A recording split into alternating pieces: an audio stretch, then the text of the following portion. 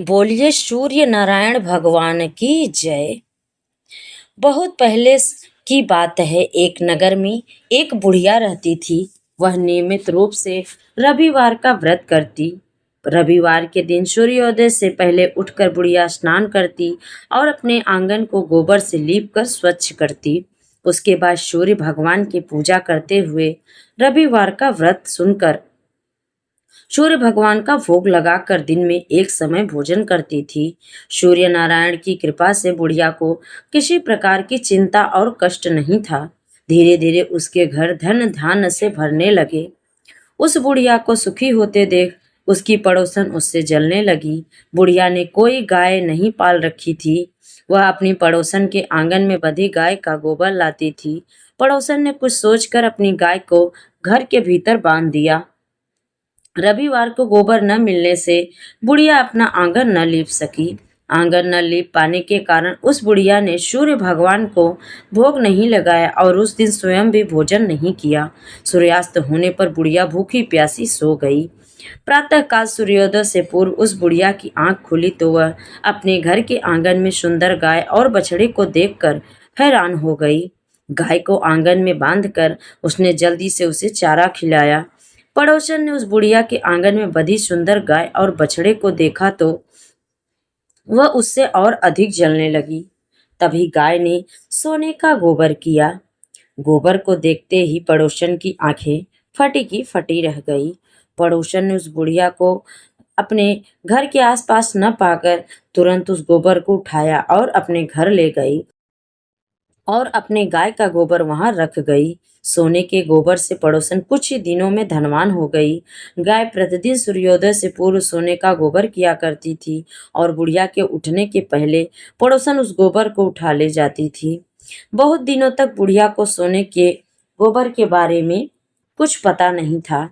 बुढ़िया पहले की तरह हर रविवार को भगवान सूर्य देव का व्रत करती रही और कथा सुनती रही। लेकिन सूर्य भगवान को जब पड़ोसन की चालाकी का पता चला तो उन्होंने तेज आंधी चलाई। आंधी का प्रकोप देखकर बुढ़िया ने गाय को घर के भीतर बांध दिया। सुबह उठकर बुढ़िया ने सोने का गोबर देखा। उसे बहुत आश्चर्य हुआ। उस दिन के बाद बुढ़िया गाय को घर के भीतर बांधने लगी। सोने के गोबर से बुढ़िया कुछ ही दिनों में बहुत धनवान हो गई। उस बुढ़िया के धनी होने से पड़ोसन बुरी तरह जल भून कर राख हो गई और उसने अपने पति को समझा बुझाकर उसी नगर के राजा के पास भेज दिया। सुंदर गाय को देखकर राजा बहुत खुश हुआ। सुबह जब राजा ने सोने का गोबर देखा तो उससे आश्चर्य का ठिकाना न रहा। उधर सूर्य भगवान को भूखी प्यासी बुढ़िया को इस तरह प्रार्थना करते देख उस पर बहुत करुणा आई। उसी रात सूर्य भगवान ने राजा को स्वप्न में कहा, राजन, बुढ़िया की गाय और बछड़ा तुरंत लौटा दो, नहीं तो तुम पर विपत्तियों का पहाड़ टूट पड़ेगा, तुम्हारा महल नष्ट हो जाएगा। सूर्य भगवान के स्वप्न से बुरी तरह भयभीत राजा ने प्रातः उठते ही गाय और बछड़ा बुढ़िया को लौटा दिया। राजा ने बहुत सा धन देकर बुढ़िया से अपनी गलती के लिए क्षमा मांगी। राजा ने पड़ोसन और उसके पति को इसकी इस दुष्टता के लिए दंड भी दिया। फिर राजा ने पूरे राज्य में घोषणा करवाया कि सभी स्त्री पुरुष रविवार का व्रत करेंगे। रविवार का व्रत करने से सभी लोगों के घर धन धान्य से भर गए। राजतह में चारों ओर खुशहाली छा गई। सभी स्त्री पुरुष सुखी जीवन यापन करने लगे। सभी लोगों को शारीरिक कष्ट भी दूर हो गई। उसी नगर में एक ब्राह्मण भी रहता था। वह सूरज भगवान का भक्त था। नहाता धोता कहानी कहता था पर कमाता कुछ भी नहीं था। ब्राह्मण घर में रहता तो ब्राह्मणी बार बार कमाने के लिए परेशान करती। बाहर कहीं जाता तो अड़ोसी पड़ोसी भी उसे निकम्मा कहकर अपमानित करते। एक दिन वो नहा धोकर अपने पूजन की सामग्री लेकर वह जंगल में चला गया। वहां एक सूखे पीपल के पेड़ के नीचे बैठकर पूजा पाठ करी और सूरज भगवान की कथा करी। वहां पीपल के पास एक सूखा सा तालाब भी था। उसमें थोड़ा सा पानी था। उस पानी से लोटा भरकर सूर्य भगवान को जल चढ़ाया। पूजा का जल बहकर पीपल और सूखे तालाब में भी गया। जल के जाते ही सूखा पीपल हरा भरा, सूखा तालाब पानी पानी से भर गया। उस जल में सूर्य भगवान दिखाई देने लगे और कहने लगे, ब्राह्मण मांग तू क्या मांगता है। ब्राह्मण ने सुना तो ये घबरा गया, सोचने लगा कि लगता है पीपल में कोई भूत रहता है। रोज जब वह पूजा करता तभी आवाज आती। सुन सुनकर वह चिंता के कारण दुबला होने लगा। ब्राह्मणी कभी कभी ब्राह्मण से मिलने जंगल जाती थी। उसने ब्राह्मण से पूछा, आप दिन प्रतिदिन दुबले क्यों होते जा रहे हैं। तब ब्राह्मण ने सारा हाल बताया। तब ब्राह्मणी ने कहा कि आपके बाद ही आवाज आती है। मुझे तो लगता है कि सूरज भगवान स्वयं आते हैं। इस बार जब आवाज आए तो तुम कुछ जरूर मांग लेना। ब्राह्मण ने बोला, कैसे मांगूं? कुछ ज्यादा कहना होगा तो मैं भूल जाऊंगा। कोई ऐसी तरकीब बताओ जिससे कम शब्दों में ज्यादा सा मिल जाए। ब्राह्मणी ने कहा, तुम इस प्रकार कहना, नौखंडे महल के अंदर सोने के पालने में पड़पोते को दास दासियों द्वारा खिलाते अपनी आंखों से देखूं। इस प्रकार लंबी उम्र, महल, बेटे पोते पड़पोते और धन सब मिल जाएगा। क्योंकि जब धन होगा तभी तो सोने का पालना, दास दासियां होंगे और आंखें घुटने ठीक होंगे तभी तो पड़पोते को सोने के पालने में झूला झूला सकेंगे और देख सकेंगे। दूसरे दिन पूजा के बाद आवाज आई तो ब्राह्मण ने वैसा ही किया जैसे ब्राह्मणी ने उसे समझाया था। सूरज भगवान ने कहा, दिखने में तो भोला भाला लगता है पर एक ही बार में सब मांग लिया। सूरज भगवान ने कहा, जा तेरी इच्छा पूरी हो। ब्राह्मण जंगल से घर गया तो देखा उसकी टूटी हुई झोपड़ी की जगह एक नौखड़ा महल खड़ा है। दास दासी जा रहे थे। ब्राह्मण ने उनसे कहा, यहाँ मेरी झोपड़ी और बूढ़ी ब्राह्मण थी, कहाँ गई?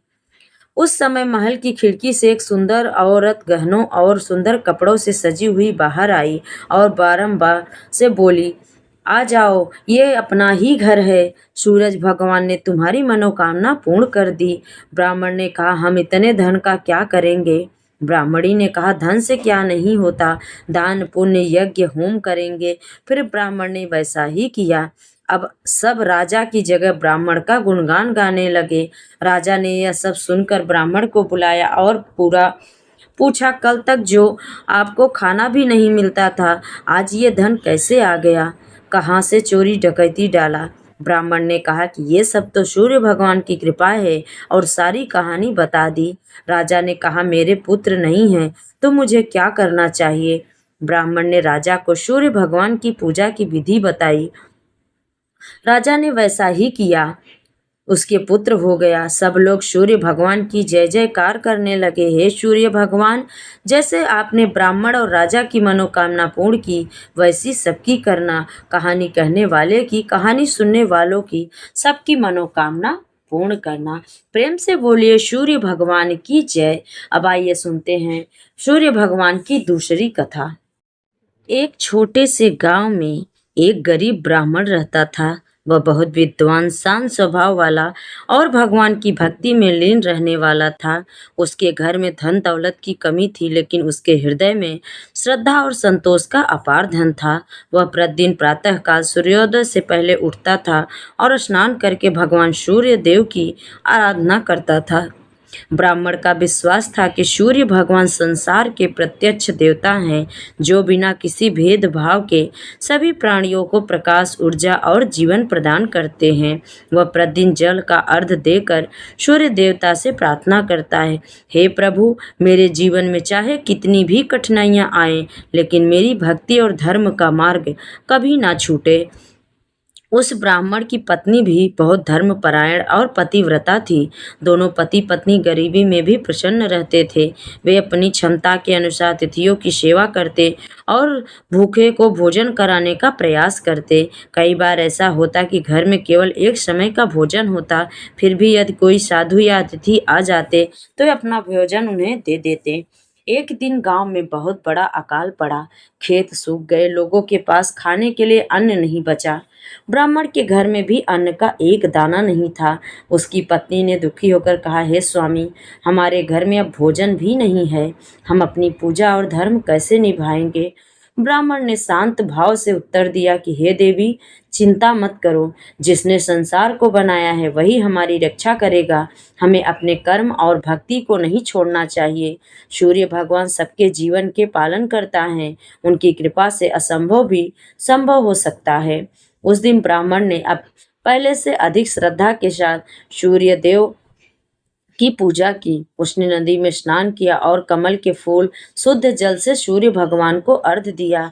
उसने हाथ जोड़कर प्रार्थना की, हे सूर्य भगवान, आप संसार के नेत्र हैं, आप ही जीवन देने वाले हैं। यदि मेरी भक्ति सच्ची है तो मेरे घर से धर्म और सेवा का दीपक कभी बुझने नहीं देना।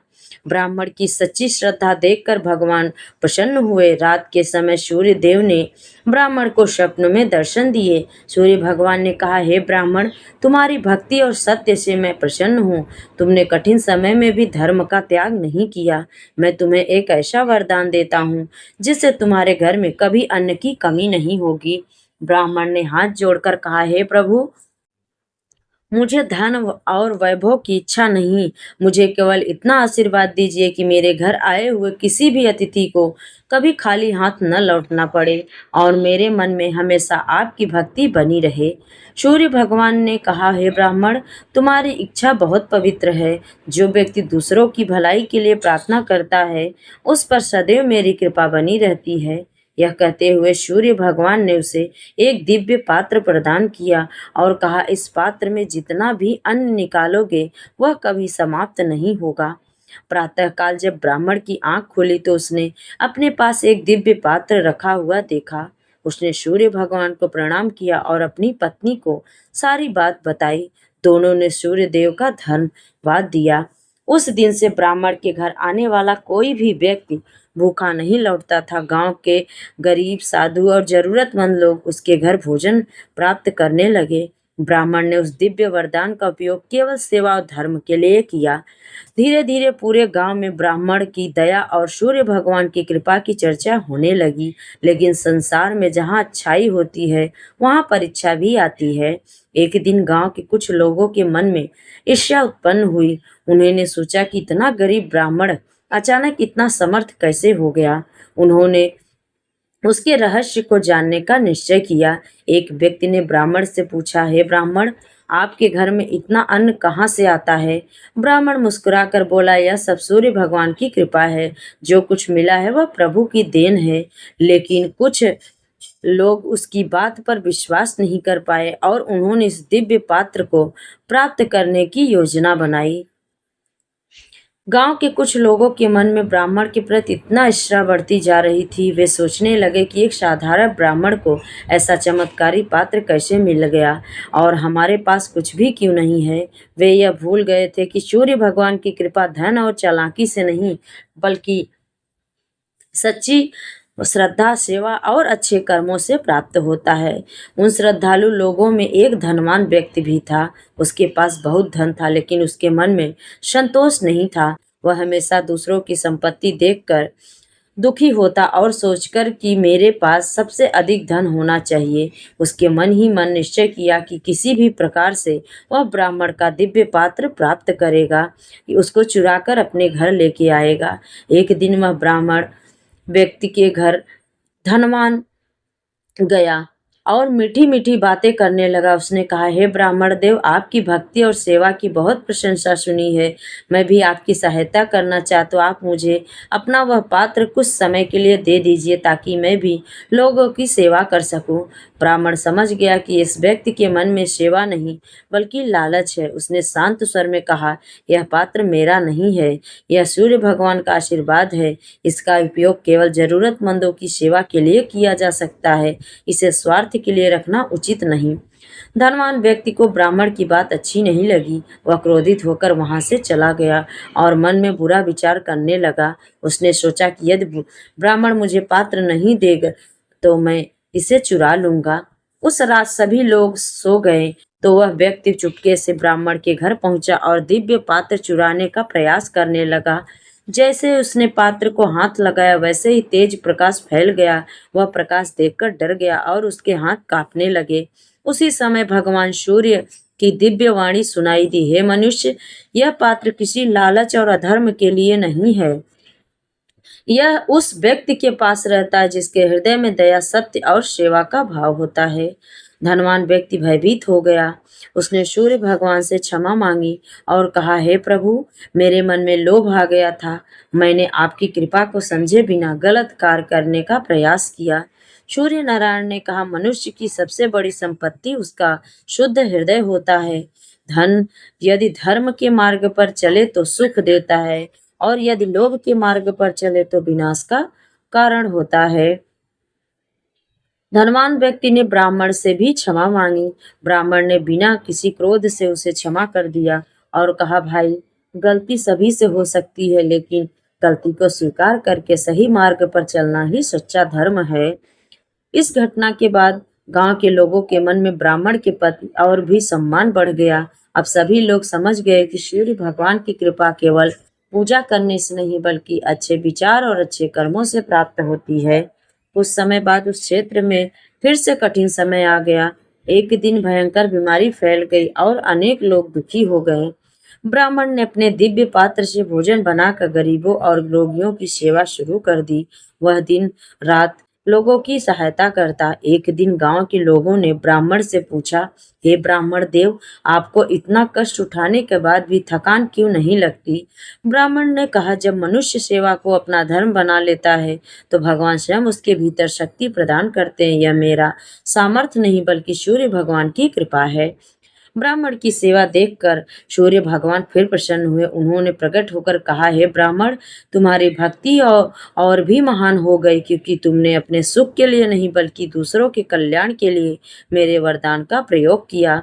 सूर्य भगवान ने आशीर्वाद दिया कि तुम्हारे घर में सदैव सुख शांति बनी रहेगी और तुम्हारे वंश में धर्म और भक्ति का प्रकाश कभी समाप्त नहीं होगा।